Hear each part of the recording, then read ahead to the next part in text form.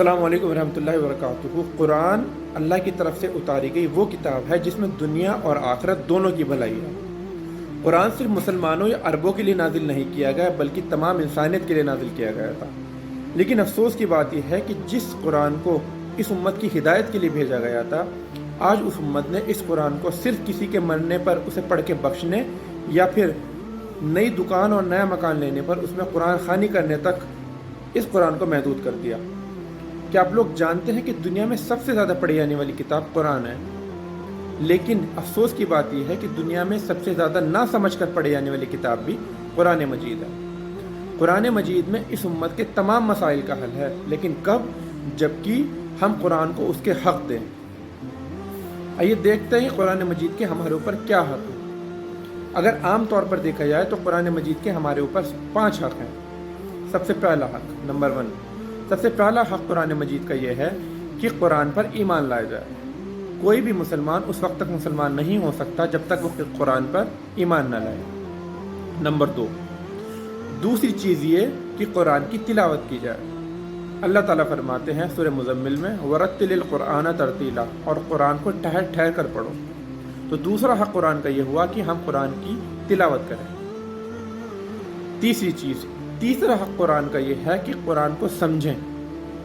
آج امت اکثر یہ شکایت کرتی ہے کہ قرآن ایک مشکل کتاب ہے اور ہماری سمجھ سے باہر ہے، لیکن تعجب کی بات یہ ہے کہ دنیا کا کوئی بھی کام ہو، چاہے وہ بزنس سے ریلیٹڈ ہو یا پھر ایجوکیشن سے، ہم اسے سیکھنے کے لیے ہر ممکن کوشش کرتے ہیں، لیکن ہمارے پاس قرآن کو سیکھنے اور سمجھنے کے لیے ہمارے پاس وقت نہیں ہوتا۔ لوگ کہتے ہیں کہ قرآن ایک مشکل کتاب ہے، لیکن اللہ تعالیٰ فرماتے ہیں سورہ قمر میں سورۃ نمبر 54 آیت نمبر 17، 22، 32 اور 40، 4 جگہ اللہ تعالیٰ اس صورت میں فرماتے ہیں وَلَقَدْ يَسَّرْنَا الْقُرْآنَ لِلذِّكْرِ فَهَلْ مِن مُّدَّكِّرٍ، اور ہم نے قرآن کو نصیحت کے لیے آسان کر دیا، تو ہے کوئی نصیحت حاصل کرنے والا؟ اور ہم کہتے ہیں کہ قرآن ایک مشکل کتاب ہے۔ اس کے بعد قرآن کا چوتھا حق یہ ہے کہ قرآن پہ عمل کیا جائے، کیونکہ کوئی بھی چیز اس وقت تک کارگر نہیں ہے جب تک اس پہ عمل نہ کیا جائے، اور اس چیز سے متعلق اللہ کے ہاں سوال بھی ہوگا کل قیامت کے دن کہ جتنا ہمارے پاس علم تھا اس پہ کتنا عمل کیا گیا۔ تو قرآن کا علم بھی حاصل کریں، اسے سمجھیں اور اس پہ عمل بھی کریں۔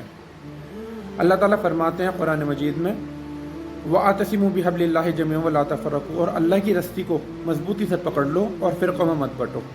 اللہ کی رسی کیا ہے؟ قرآن مجید، اسے سمجھنا، اسے پڑھنا اور اس پہ عمل کرنا، یہ اس امت کے لیے آج بہت ضروری ہے۔ اور آخری حق قرآن کا یہ ہے کہ قرآن کو دوسروں تک پہنچایا جائے۔ جیسے کہ میں نے سٹارٹنگ میں بتایا کہ اللہ تعالیٰ فرماتے ہیں کہ یہ قرآن جو ہے ساری انسانیت کے لیے بھیجا گیا، تو ہمیں چاہیے کہ اس پیغام کو جو ہمارے پاس اللہ نے بھیجا ہے قرآن مجید کی شکل میں، اسے تمام انسانیت تک پھیلایا جائے اور اس کی دعوت کو عام کیا جائے۔ اگر ہم اس دعوت کو عام نہیں کریں گے، قرآن کو نہیں سمجھیں گے اور نہیں پڑھیں گے، تو کل قیامت کے دن اللہ کے نبی صلی اللہ علیہ وسلم اللہ سے شکایت کریں گے۔ اللہ تعالیٰ فرماتے ہیں سورہ فرقان میں سورۃ نمبر 25 آیت نمبر 30 میں وَقَالَ الرَّسُولُ یا ربی اِنَّ قَوْمِ اتَّخِذُوا هَٰذَا الْقُرْآنَ مَهْجُورًا، میری اس امت نے، میری اس قوم نے قرآن کو پیٹھ پیچھے ڈال دیا تھا۔ اور جس کی شکایت رسول اللہ صلی اللہ علیہ وسلم کل قیامت کے دن کریں تو اس کا کیا بننے والا ہے؟